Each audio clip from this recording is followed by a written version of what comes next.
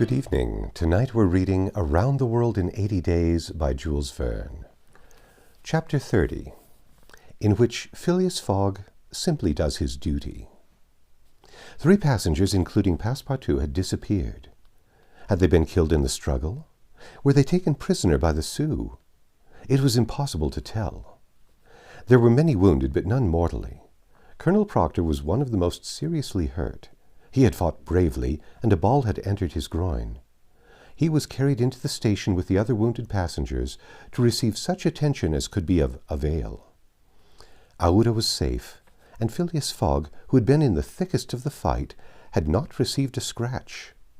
Fix was slightly wounded in the arm, but Passepartout was not to be found, and tears coursed down Aouda's cheeks. The last of the Sioux were disappearing in the south along the banks of the Republican River. Mr. Fogg, with arms folded, remained motionless. He had a serious decision to make. Aouda, standing near him, looked at him without speaking, and he understood her look. If his servant was a prisoner, ought he not to risk everything to rescue him from the Indians? "I will find him, living or dead," he said quietly to Aouda. "Ah, Mr. Fogg," cried she, clasping his hands and covering them with tears. "Living," added Mr. Fogg, "if we do not lose a moment." Phileas Fogg, by this resolution, inevitably sacrificed himself. He pronounced his own doom. The delay of a single day would make him lose the steamer at New York, and his bet would be certainly lost. But as he thought, "It is my duty," he did not hesitate. The commanding officer of Fort Kearny was there. 100 of his soldiers had placed themselves in a position to defend the station should the Sioux attack it. "Sir," said Mr. Fogg to the captain, 3 passengers have disappeared." "Dead?" asked the captain. "Dead or prisoners. That is the uncertainty which must be solved. Do you propose to pursue the Sioux?" "That's a serious thing to do, sir," returned the captain. "These Indians may retreat beyond the Arkansas, and I cannot leave the fort unprotected." "The lives of 3 men are in question, sir," said Phileas Fogg. "Doubtless, but can I risk the lives of 50 men to save 3? "I don't know whether you can, sir, but you ought to do so." "Nobody here," returned the other, "has a right to teach me my duty." "Very well," said Mr. Fogg coldly. "I will go alone." "You, sir," cried Fix, coming up. "You go alone in pursuit of the Indians? Would you have me leave this poor fellow to perish, him to whom everyone present owes his life? I shall go." "No, sir, you shall not go alone," cried the captain, touched in spite of himself. "No, you are a brave man. 30 volunteers?" he added, turning to the soldiers. The whole company started forward at once. The captain had only to pick his men. 30 were chosen, and an old sergeant placed at their head. "Thanks, Captain," said Mr. Fogg. "Will you let me go with you?" asked Fix. "Do as you please, sir, but if you wish to do me a favor, you will remain with Aouda, in case anything should happen to me." A sudden pallor overspread the detective's face. Separate himself from the man whom he had so persistently followed step by step? Leave him to wander about this desert? Fix gazed attentively at Mr. Fogg, and, despite his suspicions, and of the struggle which was going on within him, he lowered his eyes before that calm and frank look. "I will stay," said he. A few moments after, Mr. Fogg pressed the young woman's hand, and, having confided to her his precious carpet-bag, went off with the sergeant and his little squad. But before going, he had said to the soldiers, "My friends, I will divide $5,000 among you if we save the prisoners." It was then a little past noon. Aouda retired to a waiting room, and there she waited alone, thinking of the simple and noble generosity, the tranquil courage of Phileas Fogg. He had sacrificed his fortune, and was now risking his life, all without hesitation, from duty, in silence. Fix did not have the same thoughts, and could scarcely conceal his agitation. He walked feverishly up and down the platform, but soon resumed his outward composure. He now saw the folly of which he had been guilty in letting Fogg go alone. What? This man, whom he had just followed around the world, was permitted now to separate himself from him? He began to accuse himself and abuse himself, and, as if he were a director of police, administered to himself a sound lecture for his greenness. I have been an idiot, he thought, and this man will see it. He is gone and won't come back. But how is it that I, Fix, who have in my pocket a warrant for his arrest, have been so fascinated by him? Decidedly, I am nothing but an ass. So reasoned the detective, while the hours crept by all too slowly. He did not know what to do. Sometimes he was tempted to tell Aouda all, but he could not doubt how the young woman would receive his confidences. What course should he take? He thought of pursuing Fogg across the vast white plains. It did not seem impossible that he might overtake him. Footsteps are easily printed in the snow, but soon, under a new sheet, every imprint would be effaced. Fix became discouraged. He felt a sort of insurmountable longing to abandon the game altogether. He would now leave Fort Kearny Station and pursue his journey homeward in peace. Toward 2 o'clock in the afternoon, while it was snowing hard, long whistles were heard approaching from the east. A great shadow, preceded by a wild light, slowly advanced, appearing still larger through the mist, which gave it a fantastic aspect. No train was expected from the east, neither had there been time for the succor asked for by telegraph to arrive. The train from Omaha to San Francisco was not due till the next day. The mystery was soon explained. The locomotive, which was slowly approaching with deafening whistles, was that which, having been detached from the train, had continued its route with such terrific rapidity, carrying off the unconscious engineer and stoker.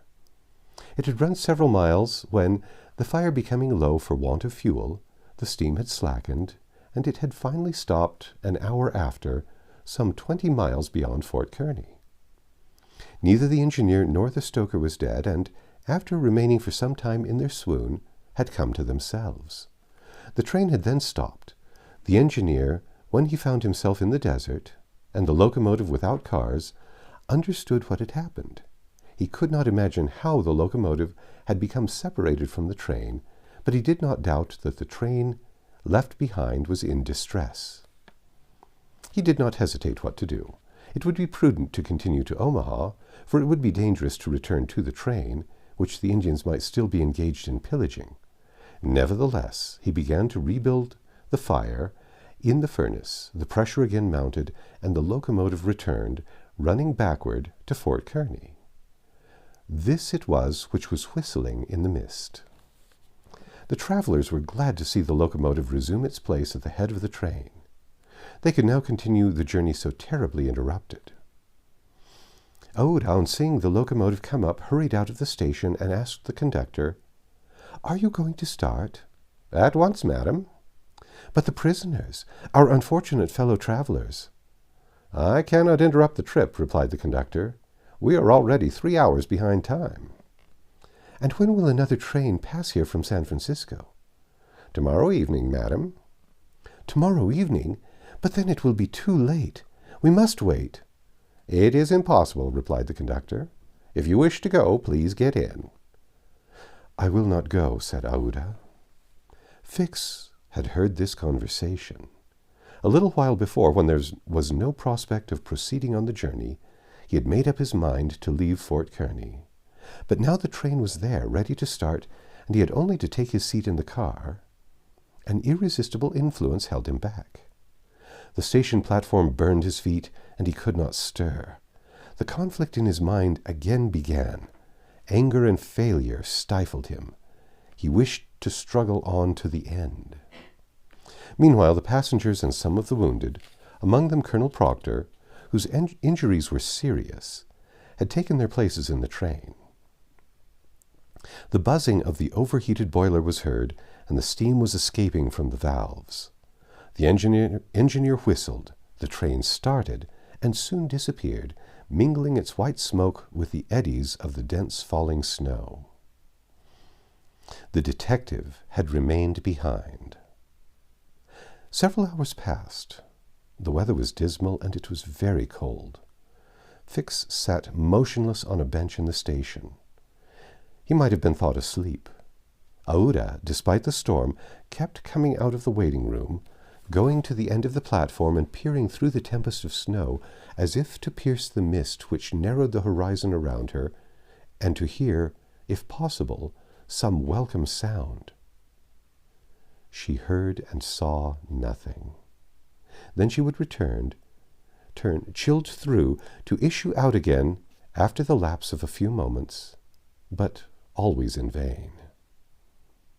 Evening came, and the little band had not returned. Where could they be? Had they found the Indians, and were they having a conflict with them, or were they still wandering amid the mist? The commander of the fort was anxious, though he tried to conceal his apprehensions. As night approached, the snow fell less plentifully, but it became intensely cold. Absolute silence rested on the plains. Neither flight of bird nor passing of beast troubled the perfect calm. Throughout the night, Aouda, full of sad forebodings, her heart stifled with anguish, wandered about on the verge of the plains.